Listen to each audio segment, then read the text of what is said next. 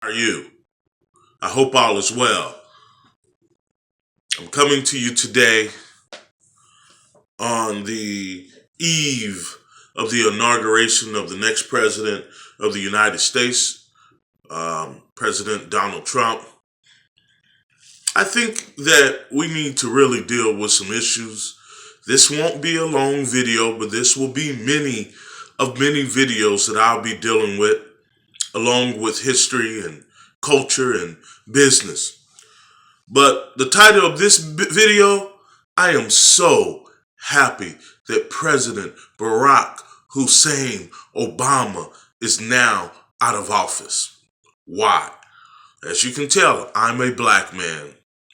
And those who may not know my story, please just a basic search will give you a pretty good idea of what I have personally gone through under the Obama administration, under the era of liberalism in the United States.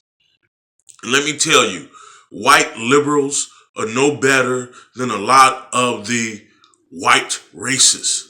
In fact, many white liberals hide their white supremacy under being a liberal. And because of that, black people got the worst deal in the last 50 years of our existence. And history will prove me right. I know this. I know history will prove me right on what I'm saying. What did we lose under the Obama administration? Well, if you know, what I fought for the last 6 years was black people having the right to be properly educated within their own cultural institutions, under their own directions. That is not only a right of a citizen, but that is a United Nations right. You cannot commit cultural genocide on a group of people. And this is exactly what has happened to black people. I'm not saying it started with Obama.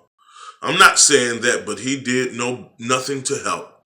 In fact, under his administration, hundreds of millions of dollars were stripped from historically black colleges. Read my articles, How Black Colleges Are Turning White, the ethnic cleansing of HBCUs in the age of Obama. I wrote those articles in 2011 and 2014, and the wrath of God came down on me. But it's all good. This is a new era. President Donald Trump says he wants to do business with black people. What's wrong with that? What's wrong with us doing business? What is wrong with that? All right? Somebody say that they want to do business with you. They want to help you out in business. And I know black people. Oh, I know us so well. I know us so well. I know how we're going to act. I know what we're going to say. We're already starting to say it just on a few Facebook posts that I've made this morning. But I also want to deal with the fact that black people also lost affirmative action under the Obama administration.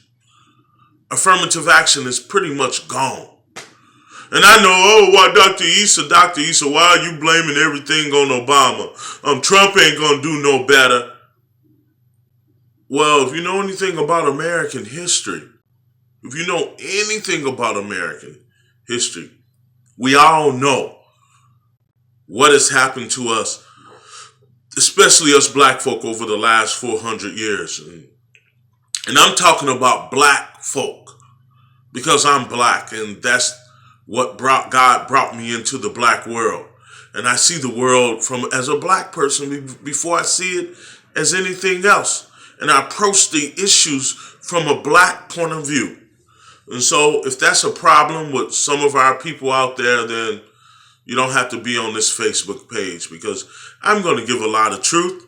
I'm going to try to be humorous with it, because we need some humor. That's why I named myself E41.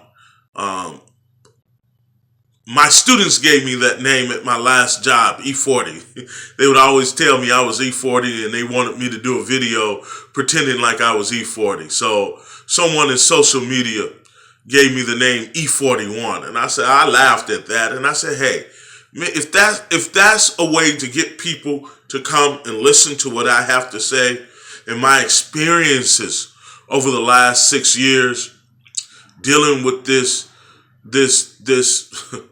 this system, then let it be.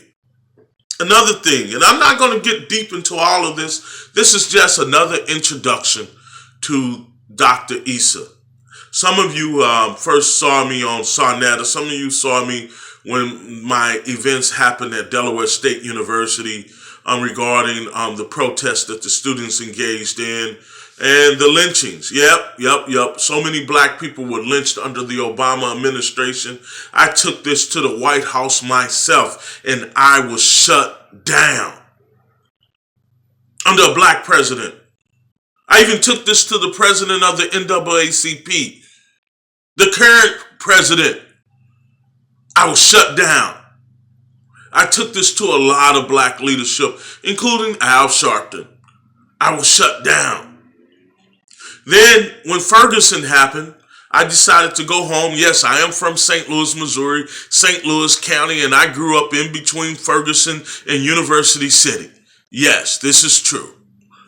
I went home to help organize and work with the youth there, and again, all under the Obama administration, that whole Ferguson movement, which was a grassroots black indigenous movement, and the youth there had just cause to organize themselves peacefully under the Constitution of the United States, the First Amendment. Please read the First Amendment of the United States. And under the Obama administration, that righteous movement of black youth was quashed, crushed to the ground, and replaced with Black Lives Matter, right? Black Lives Matter. It was replaced. I was there. I know all the major players who helped in replacing that movement. People went to jail. There are people right now, youth, who were protesting, who are still locked up in St. Louis County.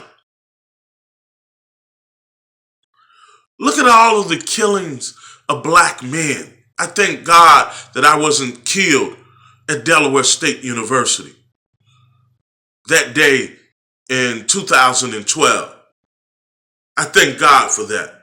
And I also thank God for all of those people who came out, who I never met, never saw before, and who helped me. But let's look at this for what it is. I'm going to invest in some better equipment over the next couple of weeks so that y'all can see me better. So just bear with E41, aka Dr. Issa, for a second. As I drop this knowledge on you, I'm going to be sprinkling this knowledge on y'all. You know, I've been waiting. This was the day I was waiting for. That's why I haven't said anything. And yes, to all of my Facebook friends, and I'll be on Instagram and Twitter soon promoting these upcoming lectures that I will be having over the next 4 or 5 months all over the USA, all over the world. I'll be going and traveling and dropping some serious knowledge on you. But look at all the killings. Trayvon Martin, right? Mike Brown, the brother that was choked to death in Staten Island. Did President Obama come out and say that was wrong? No, he didn't say that. He didn't say that. Look at the unemployment rate among the black youth under President Obama. There's a whole lot of talk about how he saved so many jobs. Really? Really? Are y'all really serious? Y'all falling for that? No. Am I saying that Donald Trump would do any better? Well, God, Lee, I don't think he can do any worse. I'm sorry. I know that's going to upset you and you're pissed off at me for saying these things. But I was waiting on today, the last day that President Barack Hussein Obama was going to leave office. And I said, I'm going to turn it up. And I'm doing it at my time. I do have a few beefs with a few intellectuals out there. One of my beefs with brother is the champion of Pan-Africanism, brother Umar Johnson. You know, he's shown us a way, those of us who have something to say and who legitimately want to help the community. And look, by helping black people, you're helping the world. I don't want to hear that foolishness on you're a racist because you're helping black people. Look, by helping black people, I help the nation and I help the world. Period. That doesn't mean that I'm anti anybody. And I appreciate all of those white people who helped me during my trials and tribulations at Delaware State University in Delaware. A lot of white people helped me. Some black people helped me. Most black people ran away from me, particularly the so-called black intellectuals. Right? They ran away from me. They were scared. They're still scared. And when they start propping their heads up under the Donald Trump administration, I wouldn't listen to them. 99% of those Negroes with PhDs, like me, are not worth anything. 99% of them. They're not going to say anything to help black people. I'm not saying all. You know who you are. And if they start sticking their heads up because you have a white male who's president now, and they didn't say anything about the atrocities under President Obama, my stuff went on ink. I wrote mine down and circulated it to the world. I went before the world and talked about my issues and my beef. So no one can call me a coward. Yeah, back to Brother Umar. One of the most brilliant things that I heard him say, despite any of his shortcomings, because nobody's perfect, right? But when he was in New York several months ago with the UAM, the United African Movement, Ultimadox, he talked about going and protesting at the White House before President Obama left office. I thought that was a great idea, to let the world know that we did not agree with everything that he was doing, particularly how Obama and Hillary Clinton went into Libya and destroyed that country, and how they ethnically cleansed the Arabs that was supported by NATO, went in and killed most of the indigenous black communities in Libya. The New York Times even wrote about it. And Brother Umar said that we should protest that. That never happened. We need to stop. If we're not going to be serious about helping black people, right, we should be serious about that. If we're saying that we want to help, and everybody looks at us around the world and knows that we need help. I'm not talking about our personal issues, right? I can care less about whether someone's what they're doing in their bedroom. I can care less. Yeah, also I want to shout out to my brother Irritated Genie. That brother really helped me out. I can care less about what detractors say about him, because when it was on, my life was on the line, that brother came out and helped me out tremendously. So for the next couple of days, I'm going to try to upload a video every day talking about issues regarding the black community, really breaking things down, right? Again, go to ask other people to subscribe to me. E41, aka Dr. Jahi Issa, Pragmatic Pan-Africanism. I want to give a shout out to my man Haki and Tamani and Amadwile for helping me out with my website that's going to come up very soon.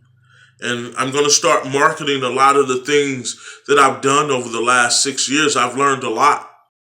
My working with the White House, advisory on HBCUs, my articles, my research, the pain and the suffering, the depression, the love and falling out of love.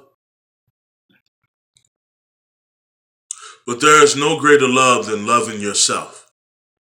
This is the greatest love that anyone could give, is self-love.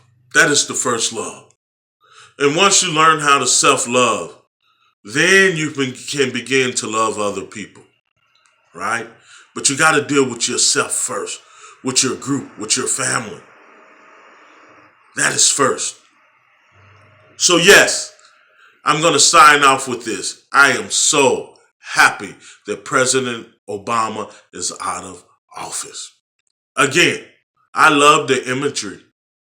Black woman, black children in the White House, the most powerful country in the world. But the politics as it regards black people in the African world, it's going to take us 100 years to undo that. And if God doesn't intervene, we're in trouble. And that's the truth. And I know black people in the age of reality shows, we're not used to the truth. We're not used to unadulterated truth. So I'm going to bring some humor with this. All right? I'm going to try to keep it real. I'm going to need your support. I'm going to need you to go out and ask other people to subscribe to me. I'm going to need your financial support. We're going to need finance. It takes money to do things, right? But Brother Umar, I really wish that you had made that round and held that protest at the White House.